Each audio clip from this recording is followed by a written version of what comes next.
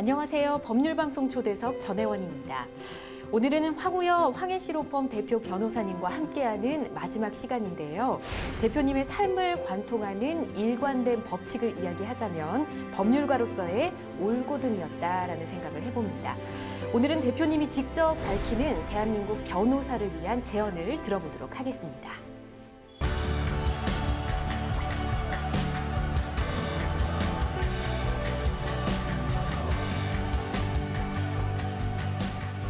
대표님 안녕하세요. 안녕하세요. 반갑습니다. 네. 오늘 대표님과 함께하는 마지막 시간입니다. 오늘도 재밌게 유쾌하게 네. 또 진중한 말씀 부탁드릴게요. 감사해요. 네.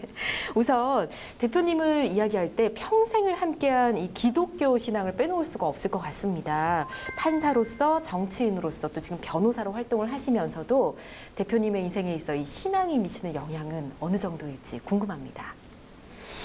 제가 이제 사실은 법을 쭉 해왔잖아요. 대학 시절부터. 예. 근데 법에서 최고 봉은 하나님의 법이다. 하늘의 법이다. 우리도 왜 하늘이 안다. 하늘이 무섭지 않냐 이렇게 얘기하잖아요. 네. 그것처럼 높은 완전한 법이 있다라는 생각에서 출발하는 사람들이 있고 법이라는 거 우리가 만들면 되는 거야. 그러면은 뭐 여자를 남자로 만드는 것 외에는 우리가 만들면 그게 법이야 이렇게 생각하는 사람이 있죠. 어딘가 완전한 법이 있어서 그거를 우리가 받아서 그걸 받들고 그걸 이 땅에 실현하고 그러한 완전한 법에 그래도 가까이 가려고 노력하려는 그러한 어떤 방향이라고 그럴까. 저는 이게 옳다고 보는 거죠. 그러지 않고는 무서운 법이 나와요. 네. 그냥 우리가 51%가 찬성하면 되는 거지. 이랬다가는 그야말로 나치스 같은 그리고 일본 사람들이 옛날에 하던 것 같은 거를 막 법이라는 이름으로 해버릴 수가 있거든요. 네. 그렇기 때문에 비단 기독교가 아니더라도 그러한 원론적인 법의 생각을 갖고 시작을 하는 것이 이 법률을 다루는 사람의 아주 기본적인 입장이다 이런 생각에서 저는 은연중에 제가 기독교에서 교육을 받고 자랐기 때문에 네. 그런 생각이 하나님의 법이 있고 그 다음에 우리 사람들이 만드는 법이 있는데 사람들이 법을 잠을 만들면은 하나님의 법에 어긋나면은 이건 무효다. 이거는 무효일 정도가 아니라 죄를 짓는 거다라는 생각으로 재판도 하고 또 우리 국회에서 입법도 하고 또 이제 장관으로서 집행도 하고 그래야 된다라고 하는 것이 이제 제 일관된 생각이라 그런 점에서 영향이 이제 있죠. 그렇군요. 네. 하늘의 법이다, 하나님의 법이다. 그럼요. 네. 예, 이런 느낌으로 이렇게 말씀을 해주셨는데 이게 꼭 뭐 기독교와 연관이 있다 이런 건 또 아닌 거잖아요. 그렇죠. 예. 하나의 법 철학적 입장이죠. 네. 알겠습니다. 현재 또 황해시로펌 대표 변호사로 네. 계시지 않습니까? 요즘 뭐 어떤 일들을 주로 하고 계신지 근황이 어떠신지 좀 들어보고 싶습니다. 제가 이제 첫째 법률사무소를 고향에다 이렇게 낸 거는 네. 우리 인천이 좀 이렇게 장관을 했다든지 또 올해 국회의원을 했다든지 이런 분들이 인천에 잘 남아 계시질 않아요. 다 서울로 와버려요. 인천에서 활동을 하셨어도요? 거기가 자기 고향이고 지역구에서. 거기서 활동을 했는데도 끝나고 나면 서울로 오는데 그거를 우리 주민들이 섭섭해하는 거예요. 저는 우선 20년이라 나를 키워준 내 고향, 내 지역구를 떠난다는데 내 마음이 안 좋더라고요. 그래서 뭐 서울이 더 혹시 저도 많은 친구들이 서울에 있고 활동 무대가 서울이었지만 그러나 지금 옛날에도 왜 서울에서 벼슬하다가 고향에 낙향하잖아요. 네. 그 제자들을 키우고 다 동네를 위해서 사는 그런 우리 전통이 있듯이 나는 그냥 인천에 있겠다. 그래서 이제 거기다 했는데 우리 지역 주민들은 뭐 좋아하기보다는 든든해할 거예요. 그래도 저 사람이 안 떠나고 있구나 하고 그래서 그런 생각으로 하면서 네. 동네 분들 뭐 작든 크든 일도 돌봐드리고 그러는데 제가 더 근본적으로 생각하는 거는 네. 인천이 경제적으로나 아직 제대로 자리를 못 잡고 있어요. 우리나라 서울 빼놓고는 도시들이 다 그런 현상이에요. 그 원인 중에 하나가 제대로 된 로펌, 제대로 된 법률사무소가 없는 거 아닌가. 다시 말하면 이제 법률사무소를 통하여 그 사회, 경제, 문화의 하나의 큰 기반이 된다 네. 하는 생각으로 그런 로펌이 되었으면 하는 바람이 있죠. 그러시군요. 이제 변호사로 활동을 하시면서도 역시나 지역을 위해서 네. 뭔가 큰 힘이 됐으면 좋겠다 이런 생각으로 일하고 계신 것 같습니다. 큰 힘보다도 이제 거기 떠나면은 사람들이 섭섭해할 거예요. 네, 저 사람이 이제 떠났네 이러고요. 그 빈자리라는 게 있잖아요. 네. 제가 지금 정치는 안 하더라도 지역이 좀 남아 있어야죠. 좋아하실 것 같아요. 네. 이제 변호사 업계에 대한 질문을 좀 드려보고 네. 싶습니다. 과거와 비교를 해보자면 굉장히 많이 변하지 않았습니까? 로스쿨도 생기고 이 변호사 숫자도 많아지고 이랬는데 이런 시대 변화에 맞춰서 로펌과 변호사들도 좀 변화를 해야 되지 않을까 싶은데요. 어떻게 생각하시나요? 빨리 아주 대폭으로 변화돼야 돼요. 왜냐하면은 제가 고시 그때 사법시험을 붙었을 때 10회 69년도에 붙었거든요. 그때 34명이 합격했어요. 1년에 네. 변호사를 34명이 양성하는 거예요. 지금은 아마 1000명이 훨씬 넘을 거예요. 네. 그러니 천지개벽을 해도 이렇게 바뀔 수가 없죠. 그때는 변호사 그러면은요, 그냥 타이틀만 가지고 가만히 있어서 1년에 소송을 정말 뭐 얼마 안 해도 생활이 되고 변호사들이 골랐어요. 이 사건이 될 만하다 하는 걸. 그리고 그 나머지는 다 다른 직역에서 해서 법무사라든지 그때 사법소사라고 그랬죠. 네. 또 세무사라든지 노무사라든지 얼마나 많습니까? 그런 직역에 다 넘겨주고 영국의 그 베리스터라고 법정 변호사가 있듯이 네. 법원에 가서 할 일 중요한 것만 나는 몇 개 한다라는 것이 변호사들의 생각이었는데 예. 이게 로스쿨이 들어오면서부터 바뀐 거예요. 그렇기 때문에 여러 가지 새로운 문제도 생기지만 큰 방향이 국가에서 바꿔놓은 거죠. 거기에 적응하는 변호사들의 태도와 또 자기 임무가 있겠죠. 로펌들도 이런 걸 좀 받아들이고 변화해야 된다. 많이 변해야죠. 벌써 많이 변하고 있어요. 조금 전에도 잠깐 언급을 해주셨는데 요즘 굉장히 이슈가 되고 있는 게 이게 변호사 직역 문제잖아요. 네, 네, 네. 요건 어떻게 보시나요? 아마 많이 조정이 거치겠는데 아마 그분들도 놀랄 거예요. 옛날에는 변호사들이 우리 직역에 넘어오질 않았는데 그러는데 이제는 그런 경계가 없거든요. 부동산 중개 같은 것도 미국에서는 다 변호사들이 하잖아요. 그렇죠. 네. 그런 식으로 이게 직역 설정이 되는데 잘 조화롭게 그걸 해결해 나가야 된다고 보고요. 그러나 정통 법조 교육을 법률의 전문가들이 해야 되는 분야들이 많아요. 그렇기 때문에 필요할 땐 협력을 하고 또 서로 직역도 조정을 하면서 해나가면 좋지 않을까 싶은데 예. 특히 문제가 되는 것이 이 로스쿨이 생기면서부터 대폭 숫자가 늘어나니까 맞아요. 예. 이분들이 법정에 가서는 지금 본안 사건은 자꾸 줄고 있거든요. 근데 소송 사건만 가지고는 그렇게 많이 뽑을 필요가 없는 거예요. 이분들이 이렇게 많이 나오면은 그분들은 각 직역으로 퍼지려는 거죠. 그래서 기초적인 법률의 기반을 변호사들이 해라. 네. 그런 얘기니까 그럼 예전에 일했던 분들은 자기 직역이 어떻게 되느냐 하는 네. 생각이 들죠. 거기에서 전체적인 이렇게 관찰하는 그야말로 조감하는 그림을 그려가면서 네. 방향을 국가가 제시해 줘야 이런 문제가 해소가 될 텐데 큰 방향은 일단 잡힌 거죠. 그렇군요.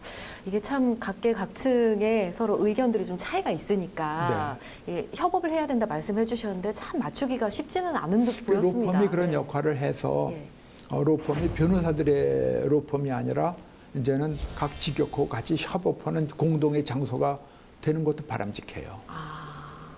예컨대 변리사라든지 세무사라든지 노무사가 개별적으로 할 때엔 또 변호사의 협조가 필요하잖아요. 네. 변호사는 또 아주 전문적인 거는 그분들의 경험과 지식이 필요할 때가 있으니까 이것을 어떻게 아우르는 로펌으로 같이 하나의 테두리에서 움직이면 어떨까 하는 생각을 좀 해봅니다. 그렇군요.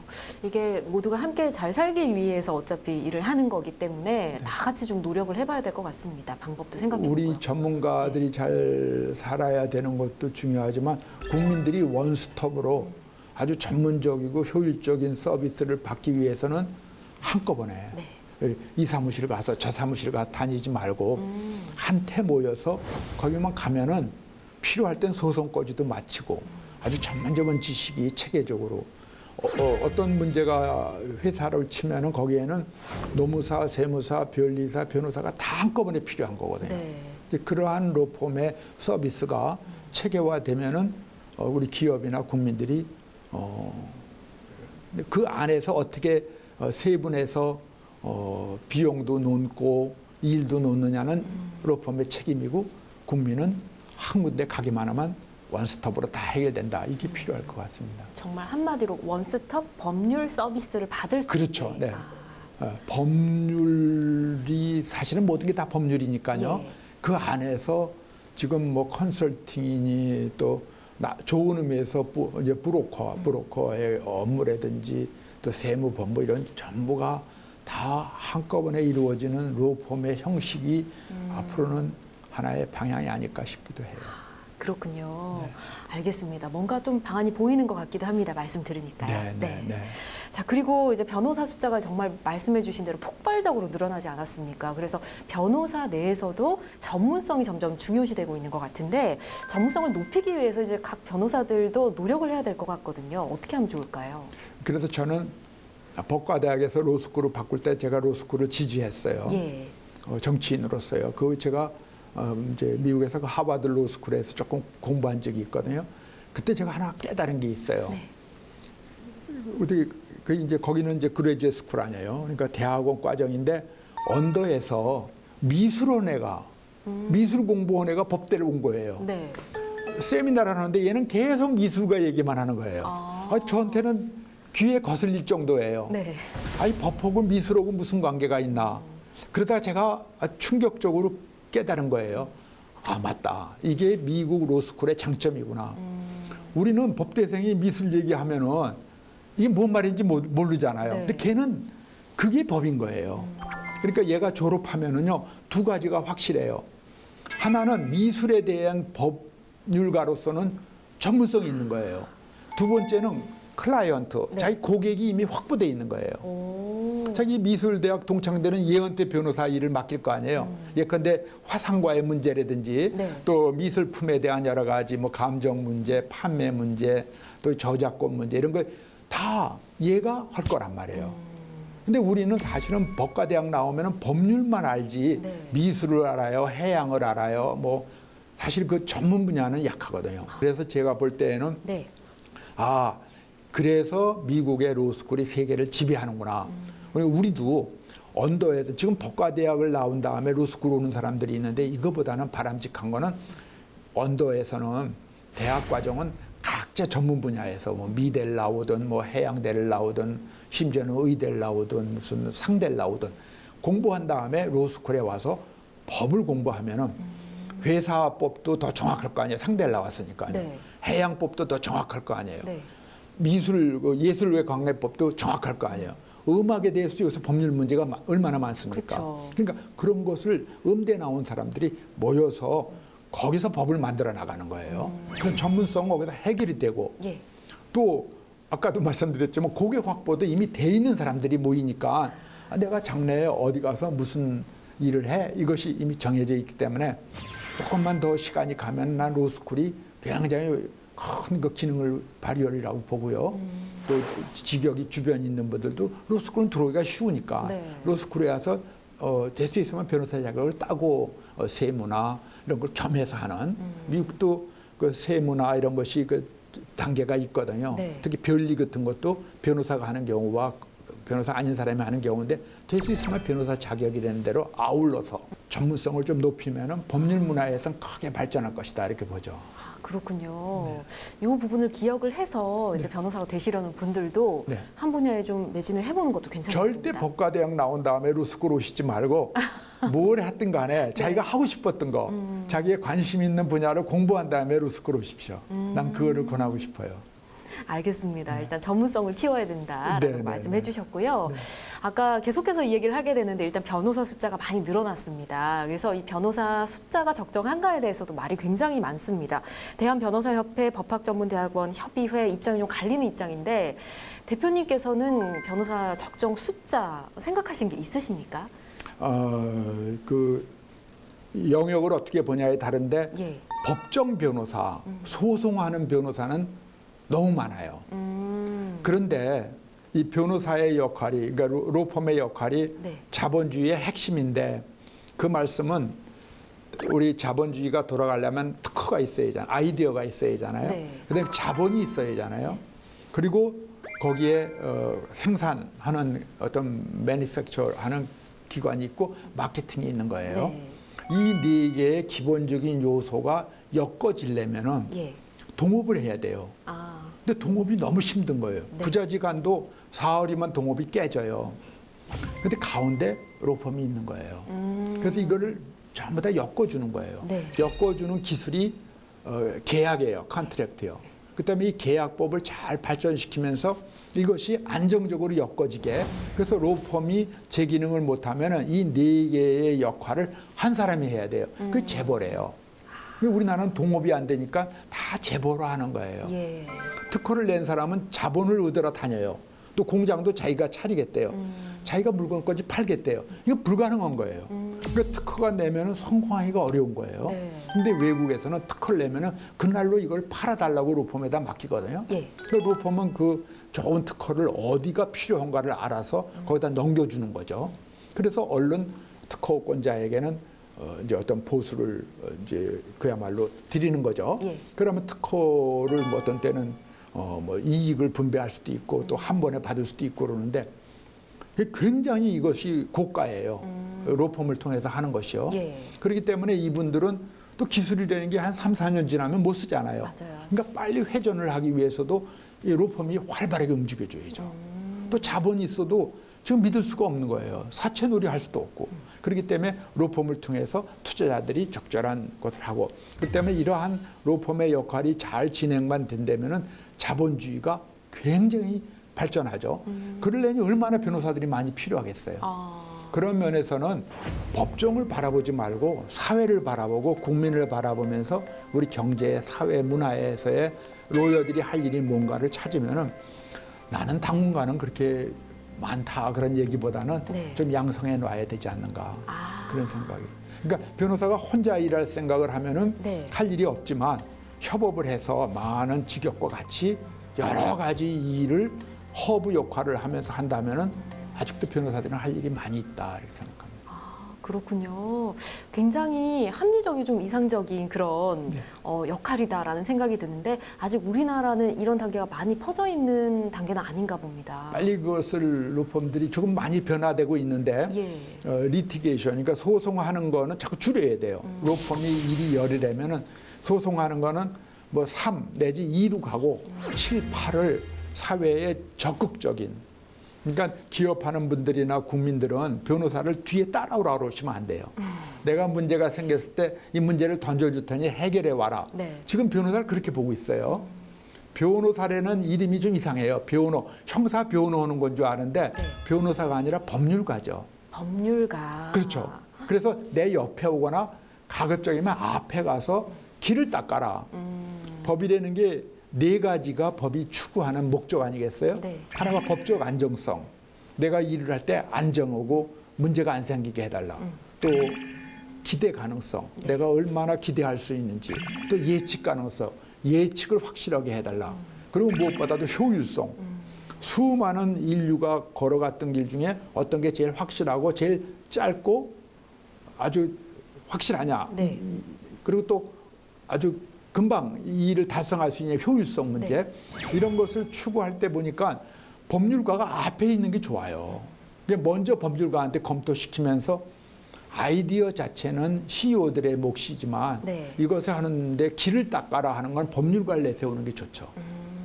그래서 법률가들이 소극적이고 어떤 구제하는 그런 역할을 하는 것이 아니라 개척하고 적극적인 일을 하는 역할을 강화해야 되죠. 수백 년 어떤 데 심지어는 천여 년에 거친 지혜가 모인 책이 법전인데 법전을 공부한 사람들은 지혜로운 사람이 돼갖고 어드바이스를 해줘야죠.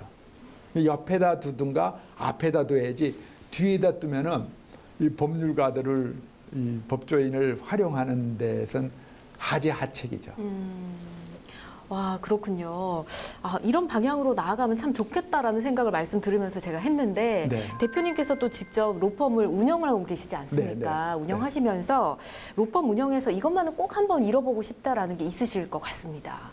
한 두 가지 정도인데요. 예. 어저께도 우리가 상속 문제 가지고 소송하겠다는 남매가 왔길래 제가 계산을 해줘갖고 논아서 끝냈어요. 아, 소송 아니, 안 하고요? 네, 소송 무슨 소송을 해요. 네. 손잡고 나가면서요. 예. 돌아가신 어머니 만날 때 어머니가 돌아가시고 재산 분배인데 이렇게 하는 게 훨씬 좋지 않냐 그랬더니 말할 거 없어요 이러는 거야. 그리고 이제 여동생이 자기가 너무 힘이 드니까 오빠 붙고 조금 더 달라고 그러래요. 그래서 내가 얘기하겠다. 동생이 얘기하면 안 된다. 그리고 내가 얘기했거든요. 예. 여자 동생이 어머니 모시지 않았냐 5, 6년을. 그리고 지금 당신보다는 어렵지 않냐. 그러니까 우리가 몇 천만 원은 띄어서 주면은 어떻겠냐. 어제. 그래서 내가 동생 오라고 그래갖고 두 분 앉혀놓고 오빠가 나한테 이렇게 얘기를 했다. 동생이 부탁해서 내가 얘기했다 그러면 안 되잖아요. 네. 그러니까 오빠가 몇 천만 원은 동생한테 띄워달라고 먼저 얘기하더라. 예. 동생이 이걸 받고 고맙다고 얘기하라 그랬더니 둘이 눈물이 글썽글썽해지면서 좋아하는 거예요. 그러니까 그 변호사가 얼마나 재밌어요. 예. 그러니까 그 소송 가가지고 힘들죠.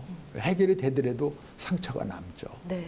그래서 소송을 안 가게 하고 돈을 잃은 것을 찾아주는 게 아니라 돈을 벌게 해주고 이런 역할을 할 때 변호사로서 또 기쁨이 있지 않을까 싶어요.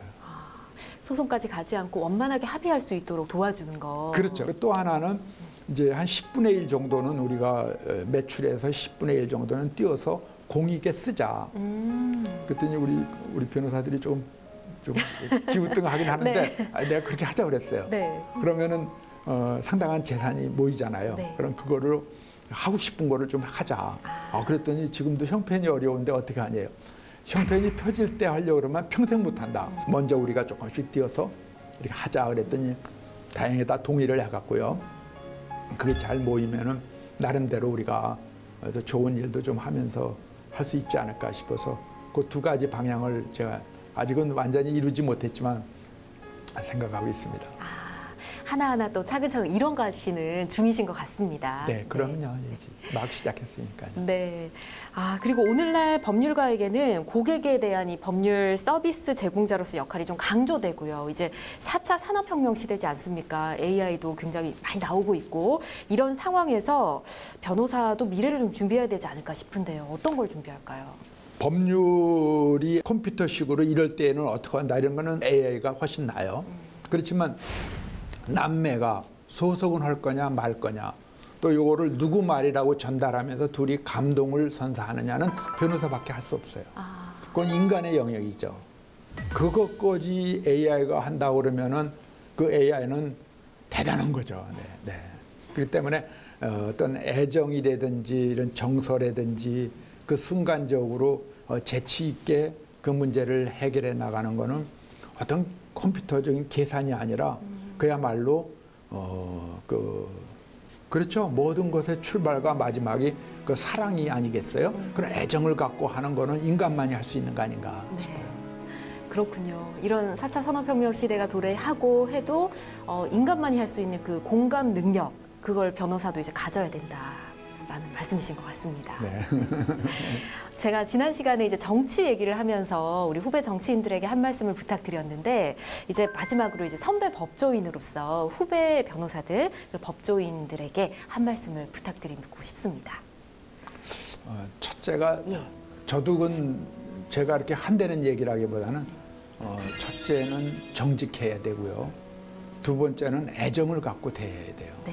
그래서 그게 어려운 일이에요. 왜냐하면 갈등 속에서 그 두 가지를 지킨다는 것이 어려운데 그래도 그래야만 우리 국민들이 변호사를 찾아올 것이다. 그리고 그거는 인간인 변호사만이 할 수 있는 영역이다 이렇게 생각이 듭니다. 네, 잘 알겠습니다. 오늘도 굉장히 좋은 말씀을 많이 들었습니다, 대표님. 자, 시청자 여러분, 오늘 법률방송 초대석은 여기까지고요. 다음에도 여러분을 위한 특별한 분을 모시고 의미 있는 이야기를 이어가 보도록 하겠습니다. 오늘은 여기서 마치겠습니다. 고맙습니다.